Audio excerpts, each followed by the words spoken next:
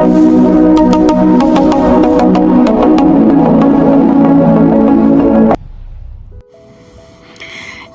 à tous, j'espère que vous allez bien. On se retrouve sur le podcast aujourd'hui. Oui, j'avais envie de faire une vidéo comme ça, juste avec la voix.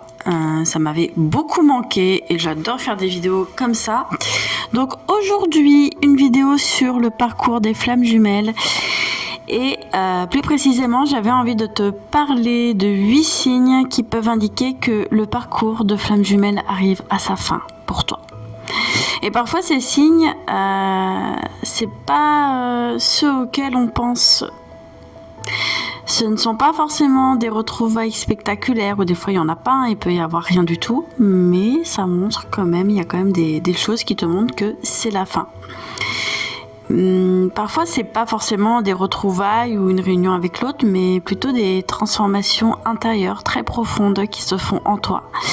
Et oui, c'est pas forcément le retour de l'autre, mais comment toi tu te sens avec toi-même. Donc ce parcours il est vraiment là, je le répète encore à nouveau pour ceux qui, qui ne le savent pas ou qui débutent dedans. C'est un parcours de retour à soi, c'est un parcours où on revient toujours à soi.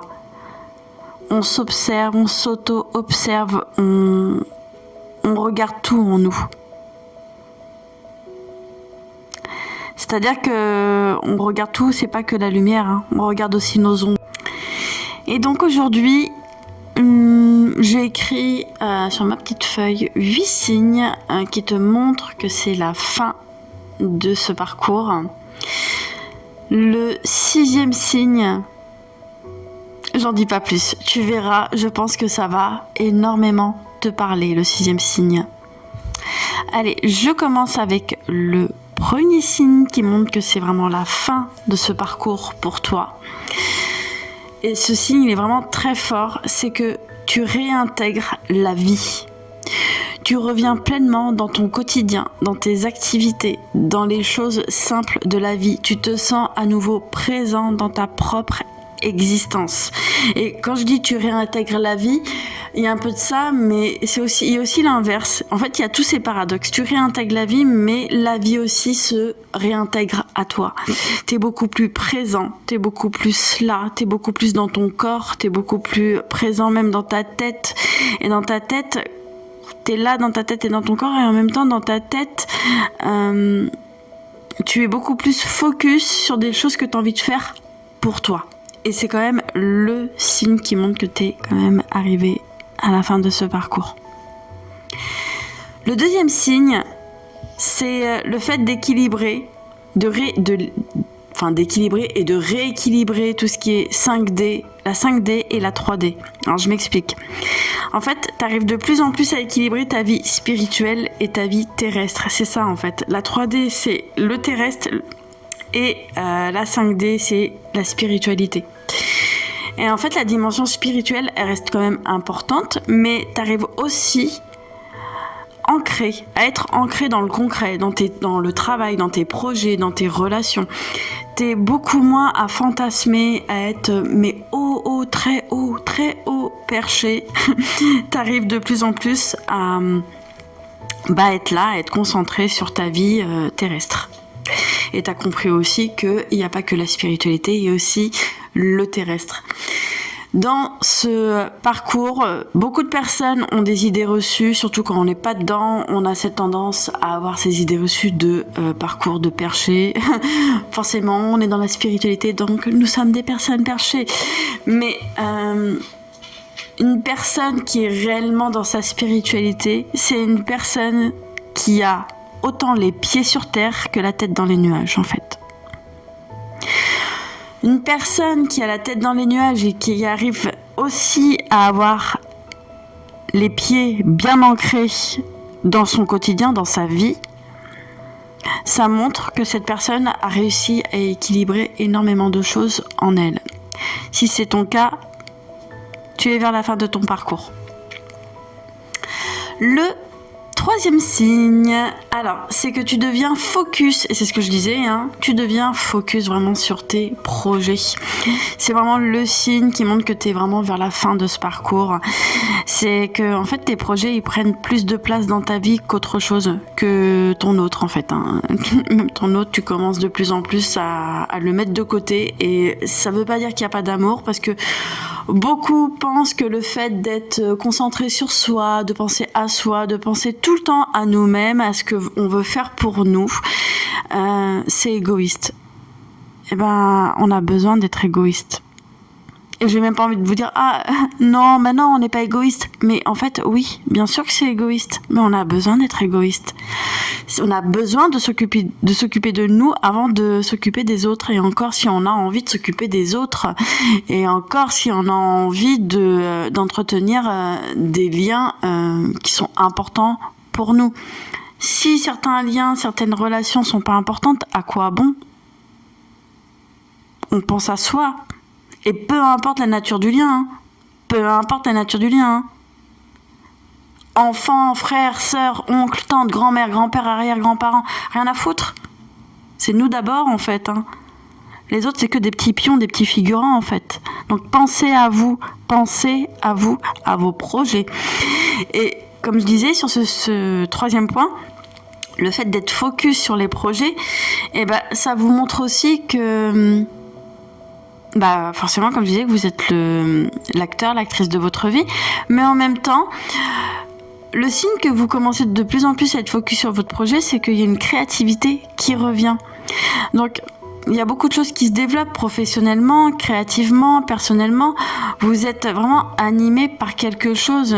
En fait, vous vous réveillez en pensant à ce que vous avez envie de construire. Quand vous vous réveillez le matin, tout de suite dans votre tête, vous allez penser à quoi ? Je sais pas, si vous êtes peintre, vous allez penser aux toiles que vous allez sûrement peindre aujourd'hui.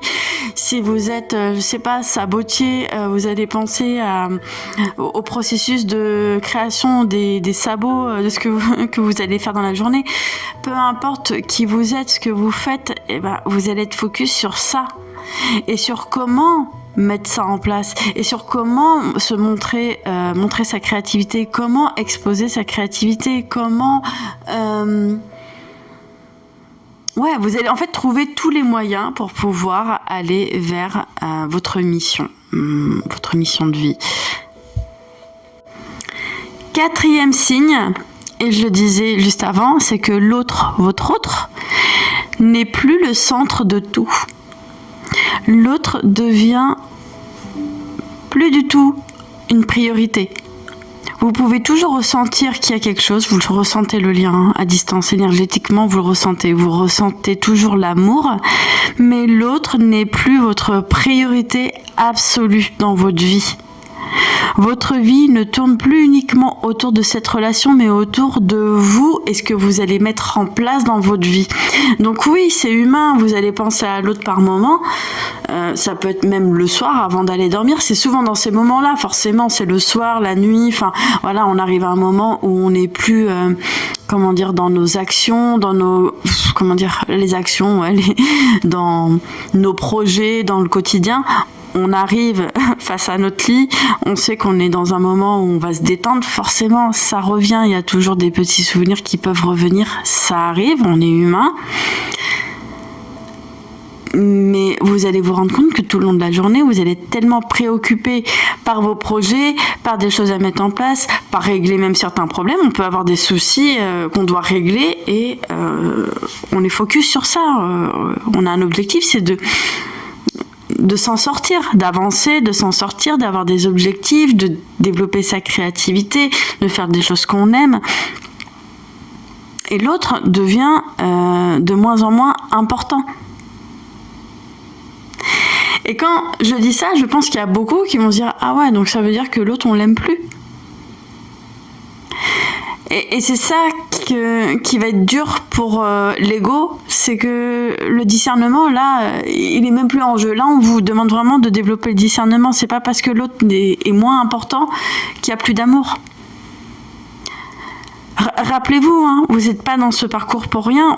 Vous êtes là enfin je dis on parce que je me mets dans le même sac que vous, on est là pour développer notre amour inconditionnel. Et l'amour inconditionnel, c'est quoi? C'est d'aimer l'autre, peu importe ce qu'il fait, ce qu'il est. C'est vraiment d'aimer l'autre même si on n'est pas intégré à sa vie. C'est d'aimer l'autre même si on n'est pas intégré à sa vie. C'est d'aimer l'autre même si on n'est pas... comment dire, le témoin de son bonheur ou de ce qu'il vit, de ce qu'elle vit. C'est ça l'amour inconditionnel. C'est comme une mère saine d'esprit qui va aimer son enfant, peu importe ce qu'il fait, peu importe ce qu'il choisit de faire dans sa vie. C'est le choix de vie. Une vraie mère saine d'esprit va aimer ses enfants et son enfant, peu importe ce qu'il fait, peu importe ses choix. Eh bien, dans ce parcours, c'est ça qu'on doit aller développer, nous. C'est de développer cet amour inconditionnel, peu importe ce que l'autre fait, en fait, dans sa vie. Que vous soyez dans sa vie ou pas, et même si vous n'êtes pas dans sa vie, d'aimer, en fait, on demande juste d'aimer. Hein. Aimer, c'est pas avoir besoin de l'autre. Aimer, c'est juste l'aimer comme ça. Il n'y a pas besoin de faire quelque chose, de dire quelque chose. C'est quelque chose qu'on ressent. Enfin voilà. Bon, je le divague un peu, hein. Mais voilà, je me suis un peu dispersée. On arrive sur le 5e signe qui montre que tu es vraiment à la fin de ton parcours de flamme jumelle, c'est que ton ego s'apaise. Ton ego est apaisé. Tu deviens plus calme intérieurement, plus tranquille. Alors même si l'autre vit sa vie, peut-être même qu'il est ou qu'elle est avec quelqu'un d'autre, ton ego se calme progressivement. L'autre a le droit de vivre sa vie comme il le veut, comme il l'entend. C'est pas facile d'entendre ça, je pense, mais vraiment, votre autre est peut-être en couple avec quelqu'un, peut-être même qu'elle s'est mariée, qu'elle a eu des enfants ou qu'il a eu des enfants, peu importe. Et vous êtes là en train d'avancer dans votre vie, vous créez aussi vos projets, mais d'un côté vous dites « Ah, j'aurais tellement aimé de vivre ça avec lui ou avec elle », mais ce parcours nous montre qu'on peut aimer l'autre, mais réellement, peu importe ce qui se passe dans sa vie. Et si l'autre n'est pas dans votre vie et qu'il ou qu'elle vit une autre vie avec quelqu'un d'autre, eh bien, quand vous voyez, vous le savez, et qu'en plus, au fond de vous, vous êtes en accord avec ça, vous sentez qu'il n'y a plus de souffrance, parce que vous savez que l'autre est libre et que vous aussi vous êtes libre. C'est aussi le signe qui montre que vous êtes à la fin de ce parcours. Ce qui est bien dans ce parcours, c'est que c'est pas un parcours où on est seul, on est deux en fait. On est deux mais sans être forcément avec l'autre. Et ça montre à quel point la relation est importante sur le plan... je sais pas comment vous expliquer, mais... C'est dur à entendre pour l'ego, mais l'âme le comprend. Enfin, je dis l'âme le comprendra, mais l'âme ne comprend même pas. Elle le vit, elle ressent les choses.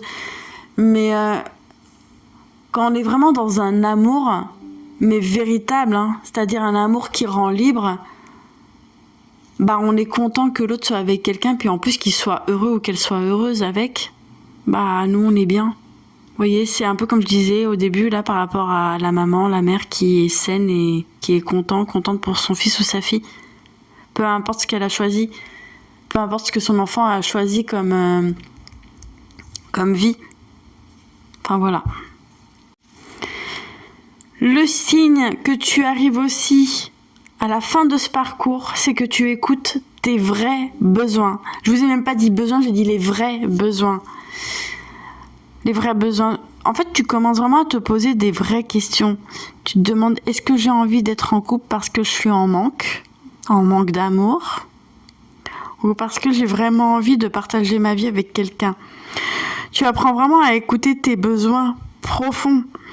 Et là, je parle de ça, du couple, mais les besoins, c'est sur plein d'autres plans. Tu te poses la question sur, est-ce que je me sens bien là dans mon travail ? Est-ce que je suis bien dans ce CDD ou ce CDI? Est-ce que j'ai pas envie de créer quelque chose? Est-ce que je me sens vraiment bien là où je suis? Est-ce que ce travail, je le fais parce que ça m'anime ou je le fais parce que, ah bah oui, c'était pour faire plaisir à quelqu'un, je sais pas, à la famille, ou même parce que voilà, il y a des choses à payer, il y a des factures, bref, à payer, il y a un loyer. Mais est-ce que ça serait pas mieux pour toi peut-être de faire un travail qui te plaît, puis en plus de pouvoir en vivre, ça veut dire de pouvoir payer ton loyer, tes factures, et faire quand même quelque chose qui te plaît, mais réellement. Parce que tout le monde travaille pour payer son loyer, ses factures. Mais est-ce que tout le monde est heureux dans son travail? Personne ne se la pose la question en fait. Tout le monde travaille sans réfléchir. Enfin, je dis tout le monde, voilà. Le 7e signe aussi qui montre que tu arrives à la fin de ce parcours, et ça c'est quand même, je trouve, le signe le plus... j'ai pas envie de dire le plus important, mais je pense que j'aurais pu le mettre en premier. Mais 7e signe qui montre vraiment que tu es à la fin de ce parcours, c'est que tu deviens ton propre parent. Et puis il faut pas oublier que dans ce parcours, c'est aussi un signe qui montre que vous êtes sur un parcours de flammes jumelles, c'est que vous venez et vous revenez de très loin. Vous revenez de très loin parce que vous revenez de gros traumas d'enfance, quand même assez lourds. Moi, je vais vous le dire, les personnes que j'accompagne en myosthésie en général, j'ai des femmes qui ont connu des traumas sexuels dans leur enfance. Et d'autres choses, je parle de ça, mais ça peut être d'autres choses, la guerre, les séparations entre familles pendant la guerre. Enfin, j'ai des choses quand même assez lourdes. Et donc, c'est quand même un des signes qui montre... que vous êtes dans un parcours de flammes jumelles. Vraiment, il y a ce truc de séparation qui est là. Alors, si vous avez vécu des traumas et que vous êtes encore en lien avec quelqu'un, une ou deux personnes de votre famille, je sais pas, à voir, mais j'ai des gros doutes. Si vous avez eu une grosse séparation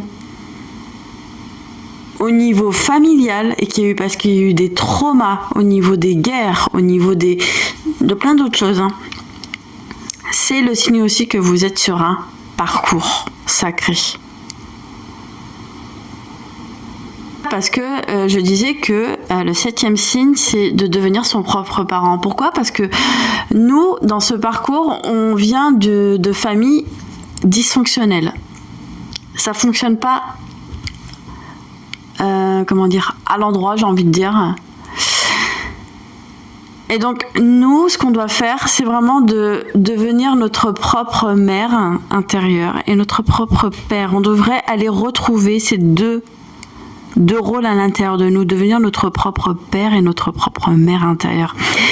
Et quand on arrive à ce stade-là, de se donner à soi-même ce qu'on attendait de nos propres parents, c'est le signe que vous êtes vers la fin, parce que vous êtes arrivé à un stade où vous arrivez à vous soutenir vous-même, à vous rassurer vous-même, à vous donner de l'amour par vous-même, à vous donner votre propre sécurité émotionnelle et affective par vous-même. Vous savez ce qui vous réconforte. Vous savez aller dans des choses qui vous réconfortent. Et quand on sait faire ça, c'est qu'on est vraiment à la fin de ce processus, à la fin de ce parcours. Le 8e et dernier signe qui montre que vous êtes en fin de parcours de flammes jumelles, c'est que vous vous sentez beaucoup plus entière, complet en fait. Vous vous sentez beaucoup plus... j'ai pas envie de dire aligné, parce que c'est encore un leurre de se dire « Ah, mais là je suis aligné ». Non, on peut pas être aligné totalement dans sa vie, je pense pas. Après, je parle de mon expérience, parce que moi, je me rends compte que y a beaucoup de choses qui vont beaucoup mieux dans ma vie, mais il y a certains points où, voilà, c'est pas encore ça, mais c'est pas catastrophique, mais c'est pas encore ça. En fait, je suis pas satisfaite. Il y a des endroits où je suis pas vraiment satisfaite, mais bon, c'est mon expérience. C'est vraiment le signe qui montre que vous êtes à la fin, c'est le fait de vous sentir vraiment entier, complet.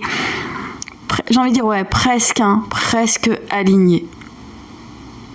Comme si, en fait, tout ce parcours t'avait ramené vers toi-même et que tu as réussi à équilibrer pratiquement tout dans ta vie. Tes relations, ton travail, ta famille, tes passions. Et quand tu arrives à équilibrer tout ça, ça montre que tu es vraiment vers la fin. En plus, je dis vers la fin du parcours, mais c'est vers la fin du parcours de Flamme Jumelle, mais c'est aussi la fin de ton propre parcours. Donc voilà, on arrive à la fin de la vidéo. N'hésite pas à me dire en commentaire si tu as les 8 ou si tu en as... Enfin, dis-moi, combien tu as de points sur les 8. Et je le dis jamais, mais si les vidéos t'intéressent, n'hésite pas à t'abonner à la chaîne. Et pourquoi pas la partager autour de toi aux personnes qui sont sur le parcours. Voilà, je vous fais plein de bisous et je vous dis à la prochaine.